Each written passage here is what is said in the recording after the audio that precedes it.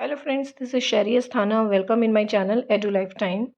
I hope you all are doing well and safe.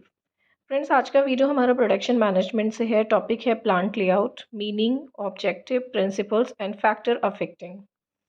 Plant location से related video मैं बना चुकी हूँ। अगर आपको वो वीडियो देखनी है तो मेरे चैनल के प्रोडक्शन मैनेजमेंट की प्लेलिस्ट में जाकर देख सकते हैं। So without wasting time start करते हैं हम वीडियो का content.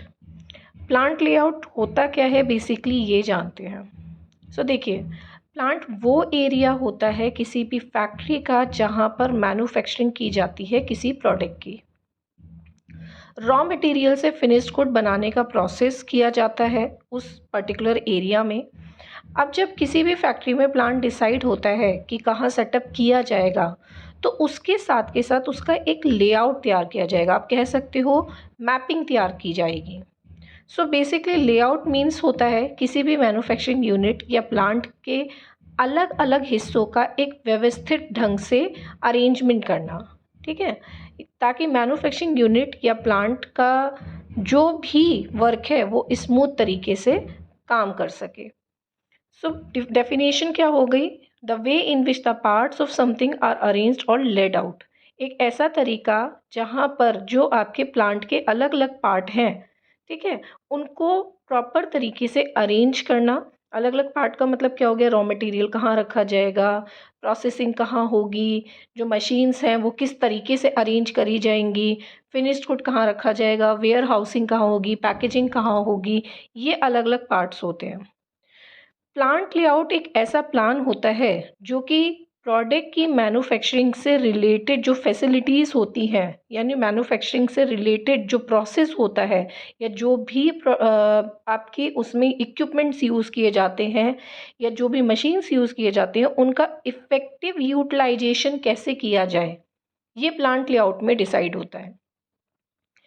Involving a most efficient and economical arrangement of machine, material, personnel, storage space and all supporting service within a available floor space।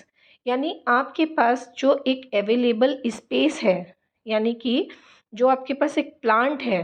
अब जैसे फैक्ट्री तो बहुत बड़ी हो गई, फैक्ट्री में हर जगह मैन्युफैक्चरिंग नहीं होती है।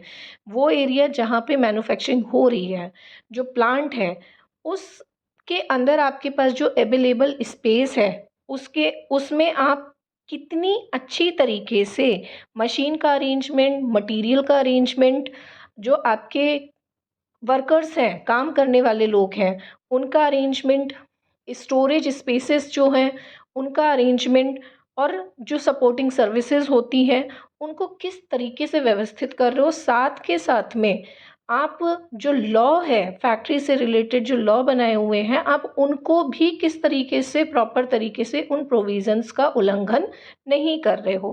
तो लेआउट इस तरीके से डिज़ाइन किया जाता है ताकि आपके पास अवेलेबल रिसोर्सेज का अच्छी तरीके से यूटिलाइजेशन किया जा सके। सो ये बहुत कॉम्प्लेक्स होता है नेचर में, बिकॉज़ इसके अंदर बहुत सारी टेक्निक्स यूज़ करी जाती हैं, बहुत सारी चीज़ों को ध्यान में रखा जाता है। पूरा इकोनॉमिक, पूरा बिज़नेस सिस्टम इसके ऊपर डिपेंड होता है। तो प्लांट लेआउट का बेसिकली मतलब क्या हो गया कि वो एरिया जहाँ पर किसी भी प्रोडक्ट की मैन्युफैक्चरिंग करी जाती है, उसकी पूरी मैपिंग करना कि किस तरीके से अपने रिसोर्सेज का, यानी प्लांट के रिसोर्सेज का इफ़ेक्टिव यूटिलाइजेशन किया जा सके। Now principle of plant layout. जब प्लांट लेआउट आप करते हो तो कुछ सिद्धांतों को ध्यान में रखा जाता है। अब अगर आप ये सिद्धांत ध्यान में रखते हो तो आप अच्छी तरीके से प्लांट को डिज़ाइन कर सकते हो। सबसे पहले प्रिंसिपल ऑफ मिनिमम मूवमेंट, यानी कि मिनिमम मूवमेंट का मतलब क्या हो गया कि हर चीज़ के बीच की जो डिस्टेंस है वो बहुत कम होनी चाहिए, ताकि आपका ट्रांसपोर्टेशन और मटेरियल हैंडलिंग के ऊपर पैसा और टाइम ये बच सके। उसके बाद है स्पेस का यूटिलाइजेशन। आपके पास जितना भी स्पेस है, आप उसका किस तरीके से यूटिलाइजेशन कर रहे हो इफ़ेक्टिव और इफ़िशियंट तरीके से। प्रिंसिपल ऑफ फ्लेक्सिबिलिटी इम्पॉर्टेंट है, बिकॉज आपके फ्लेक्सिबिलिटी का मतलब क्या होता है? लचीला, ठीक है, मतलब स्टेबल नहीं है। फ्लेक्सिबल होना इसलिए ज़्यादा ज़रूरी है प्लांट लेआउट का, बिकॉज जब आप आपका बिजनेस या आपके जो प्रोडक्शन है, आने वाले टाइम पर कभी भी उसका एक्सपेंशन हो रहा है, आपके पास ऑर्डर्स ज़्यादा आ रहे हैं, तो आप उस टाइम पे कम जो है जो आपका प्लांट का डिज़ाइन है, वो ऐसा फ्लेक्सिबल होना चाहिए कि आप उसको तुरंत चेंज कर सको। जहाँ-जहाँ आपको लग रहा है कि ये चीज़ चेंज करेंगे, ये चीज़ चेंज करेंगे और हमारा जो अभी ग्रोथ है, जो हमारे पास टारगेट बढ़ते चले जा रहे हैं, उस हिसाब से हम इस प्लांट के डिज़ाइन को चेंज कर सकते हैं। अब अगर वो स्टेबल होगा, यानी कि आपको हर चीज़ को चेंज करने में बहुत दिक्कत हो रही है, तो वो क्या हो गया, स्टेबिलिटी हो गई। तो आपके प्लांट को डिज़ाइन करते टाइम पर आपको ध्यान देना है कि कभी भी फ्यूचर में अगर ऐसी नौबत आती है कि हमें प्लांट का डिज़ाइन चेंज करना हो, तो ये इतना फ्लेक्सिबल हो कि हमारी कॉस्टिंग ज़्यादा ना लगे, हमारा टाइम ज़्यादा वेस्ट ना हो। Principle of interdependence. डिपेंडेंस का मतलब क्या हो गया कि जितने भी प्रोसेस होते हैं मैन्युफैक्चरिंग यूनिट के अंदर, वो सब एक दूसरे के ऊपर क्या होते हैं, डिपेंडेंट होते हैं। तो जब डिपेंडेंट होते हैं तो इनका आसपास रहना बहुत ज़्यादा ज़रूरी है। आसपास रहेंगे ये प्रोसेस, तो जो प्रोडक्ट ट्रैवल का मतलब क्या हो गया, रॉ मटेरियल से एक ट्रांसफॉर्मेशन प्रोसेस के अंदर जाना, ट्रांसफॉर्मेशन प्रोसेस से आपका फिनिश गुड में जाना। तो ये प्रोडक्ट ट्रैवल जो है ना, इसका टाइम क्या होगा, कम होगा, क्योंकि ये एक दूसरे पे डिपेंडेंट है। Principle overall integration. So plant की जितनी भी फैसिलिटीज़ हैं और सर्विस हैं, वो सब आपस में फुल्ली इंटीग्रेटेड होनी चाहिए एक सिंगल ऑपरेटिंग यूनिट के अंदर। सिंगल ऑपरेटिंग यूनिट का मतलब क्या हो गया, ऐसा नहीं है कि आपका काम जो है एक जगह एक वेयर हाउस में हो रहा है, या सॉरी एक मैन्युफैक्चरिंग यूनिट में हो रहा है, पैकेजिंग कहीं दूसरी जगह जाके हो रही है, जो है वेयर हाउस कहीं और बना रखा है। ये चीज़ नहीं होनी चाहिए। अगर ऐसा करोगे तो प्रोडक्शन का जो कॉस्ट है वो बढ़ जाएगा। तो इंटीग्रेशन का मतलब क्या होता है, एक ही जगह जो है आपका सामंजस्य बिठा के रखना। एक सिंगल यूनिट के अंदर ही फुल्ली इंटीग्रेटेड होनी चाहिए एक प्रोडक्ट की सारी फैसिलिटीज़ और सर्विसेज। नेक्स्ट है प्रिंसिपल ऑफ सेफ्टी। अब सेफ्टी का यहाँ मतलब आपके मटेरियल से रिलेटेड भी है, आपके मशीन से रिलेटेड भी है और आपके वर्कर से रिलेटेड भी है।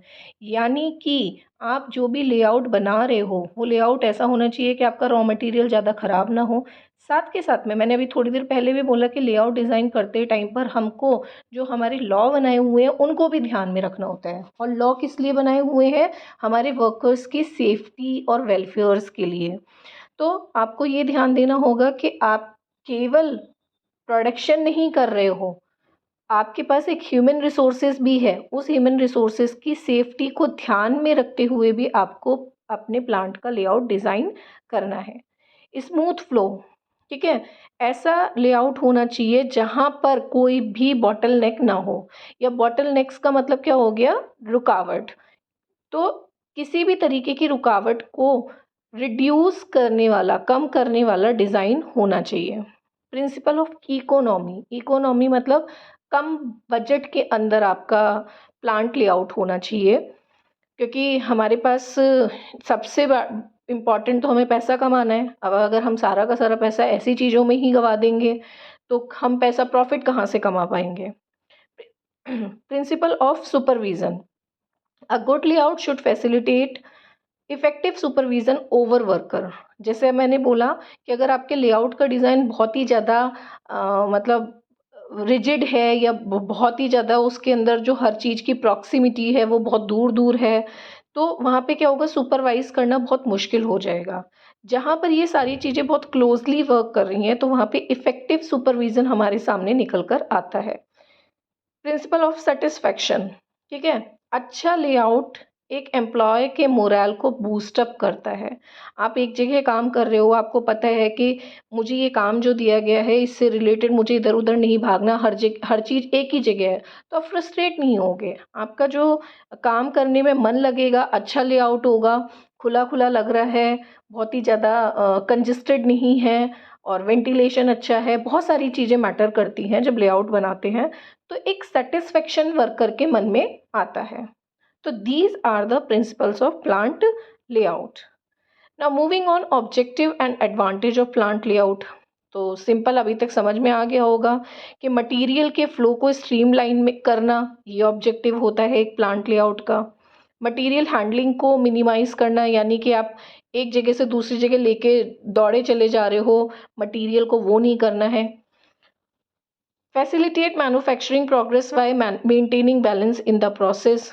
ठीक है, मैन्युफैक्चरिंग प्रोग्रेस जो है वो प्रोसेस के अंदर बैलेंस रहे। ऐसा नहीं है कि अभी रॉ मटेरियल तो लाइन में पड़ा हुआ है, आगे का कुछ काम चल ही नहीं रहा है, ठीक है, या बहुत धीरे धीरे काम चल रहा है, तो ये नहीं होना चाहिए। फ्लेक्सिबिलिटी होनी चाहिए सारे अरेंजमेंट्स में, ऑपरेशंस में। प्रोसेस जो है आपका, इन प्रोसेस वो आपका हाई टर्नओवर होना चाहिए। मैन, इक्विपमेंट और स्पेस का इफ़ेक्टिव यूटिलाइजेशन होना चाहिए, ये हमारा ऑब्जेक्टिव होना चाहिए। एम्प्लॉय के मोराल को आप इंक्रीज़ करना है आपको, यानी कि ये सारे ऑब्जेक्टिव किसके हैं? ऑक्यूपायर के हैं। Minimise interference from machine, machines का इंटरफेरेंस जो है उसको मिनिमाइज़ करना है। Reduce hazards affecting employees, employee का को जो अफेक्ट करने वाले हज़ार्डियस प्रोसेस हैं या हज़ार्ड है, उनको रिड्यूस करना। होल्ड डाउन इन्वेस्टमेंट इन इक्विपमेंट, जो आपको इक्विपमेंट पे जो इन्वेस्टमेंट करना है, आपको कोशिश करनी है कि बहुत ही लोअर लेवल पे आपको अपने इक्विपमेंट पे इन्वेस्ट करना पड़े। तो these are the objective of plant layout. Now, factor affecting plant layout. Plant layout को कौन कौन से फैक्टर्स अफेक्ट करते हैं? सबसे पहले पॉलिसीज़ ऑफ मैनेजमेंट बहुत इम्पॉर्टेंट है। आपके जो गोल है, आपका जो ऑब्जेक्टिव है, पर्टिकुलर आपको करना क्या है, जो मेन कॉमन ऑब्जेक्टिव है, और जो आपके मैनेजमेंट की पॉलिसीज़ हैं, ये सारी चीज़ें बहुत ज़्यादा अफेक्ट करती हैं आपके, मतलब पॉलिसी जो है वो आपके प्रोडक्शन का एक्सपेंशन, फ्यूचर वॉल्यूम, और आप उसमें टाइम टू टाइम क्या इंटीग्रेट कर रहे हो एम्प्लॉय को, क्या फैसिलिटीज़ प्रोवाइड कर रहे हो, ठीक है, आपकी सेल और मार्केटिंग की पॉलिसीज़ क्या हैं। ये सारी चीज़ें आपके प्लांट लेआउट को डिज़ाइन करते टाइम आपको देखना पड़ेगा। उसके बाद नेचर ऑफ द प्रोडक्ट, आपके प्रोडक्ट का नेचर क्या है, ये बहुत डिपेंड करता है। आपके प्रोडक्ट के नेचर के बिहाफ पर ही आपके प्लांट के लेआउट को अफेक्ट कर सकता है। आपने डिज़ाइन तो बना दिया, बट आपने ये नहीं देखा कि आपके प्रोडक्ट का नेचर किस तरीके का है, केमिकल कंपोजिशन टाइप का है या फिर बिल्कुल नॉर्मल है, ज़्यादा उसके अंदर चेंजेस करने की ज़रूरत नहीं है, बहुत ही सिंपल प्रोसेस है। तो नेचर ऑफ प्रोडक्ट देखना बहुत ज़्यादा ज़रूरी है। प्लांट का लोकेशन, क्योंकि प्लांट लेआउट बनाने से पहले प्लांट का लोकेशन होता है, पर अगर आप पहले लेआउट बनाते हो, ठीक है, और लोकेशन बाद में डिसाइड करते हो, तो आपको 100% लोकेशन के हिसाब से लेआउट चेंज करना पड़ेगा। तो प्लांट लेआउट हमेशा तब बनाइए जब आपका प्लांट लोकेशन डिसाइड हो जाए। आपके प्रोडक्शन का वॉल्यूम क्या है? वॉल्यूम मतलब कितने बड़े लेवल पर आप प्रोडक्शन कर रहे हो। आपका प्रोडक्शन का टाइप क्या है? आप जॉब प्रोडक्शन कर रहे हो, मास प्रोडक्शन कर रहे हो, या बैच प्रोडक्शन कर रहे हो। इसके अलावा नेचर ऑफ मैन्युफैक्चरिंग प्रोसेस, आपके मैन्युफैक्चरिंग का प्रोसेस किस तरीके का है? सिंथेटिक प्रोसेस है, एनालिटिक प्रोसेस है, कंडीशनिंग प्रोसेस है, या एक्सट्रैक्टिव प्रोसेस है। ये जो प्रोसेस है और ये जो प्रोडक्शन नाम मैंने आपको बोले हैं, इसके ऊपर मैं एक अलग वीडियो बनाऊंगी, जो 1-2 दिन में वो वीडियो मैं आपकी अपलोड कर दूंगी। तो job production, mass production, batch production क्या होता है, और ये जो प्रोसेस है आपकी synthetic process, analytical process, conditioning process और एक्सट्रैक्टिव प्रोसेस, ये क्या होते हैं, इनसे रिलेटेड वीडियो आपको मेरी प्लेलिस्ट में मिल जाएगा। तो वॉल्यूम ऑफ प्रोडक्शन भी जो है वो बहुत इफेक्ट करता है प्लांट लेआउट डिज़ाइन के अंदर, और आपके मैन्युफैक्चरिंग प्रोसेस किस तरीके का है, ठीक है। रॉ मटेरियल से फिनिश्ड गुड बनाने का जो प्रोसेस होता है, डिफरेंट डिफरेंट टाइप के प्रोसेस होते हैं। तो कहीं पे आपको रिफाइन करना होता है, कहीं कहीं पे आपको अलग करना होता है, कहीं पे 4 चीज़ों को मिला के एक चीज़ बनानी होती है। तो ये सारे वो प्रोसेस के अंदर होते हैं।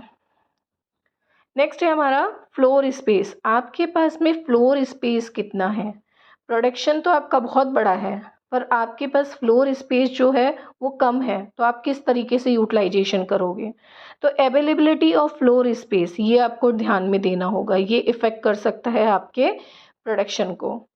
Repair and maintenance of equipment and machines, ये बहुत इंपॉर्टेंट है। साथ के साथ में जो एम्प्लॉय हैं वो भी इम्पॉर्टेंट होते हैं कि अगर आपकी मशीन्स और आपकी जो इक्विपमेंट है उनका बार बार ख़राब होना या उनको बार बार चेंज करके एक जगह से दूसरी जगह लेके जाना, ये सारी चीज़ें भी प्लांट डिज़ाइन के अंदर बहुत इफ़ेक्ट करती हैं। सो इसी के साथ मेरा ये वीडियो यहीं पे ही मैं एंड करती हूँ। आई होप आपको ये वीडियो मेरा पसंद आया होगा। अगर आपको मेरा ये वीडियो पसंद आया है तो प्लीज़ लाइक करें, शेयर करें, सब्सक्राइब करें और मेरे चैनल को ज़्यादा से ज़्यादा लोगों के साथ शेयर करें। Thank you so much. Keep watching and keep learning with edu life time.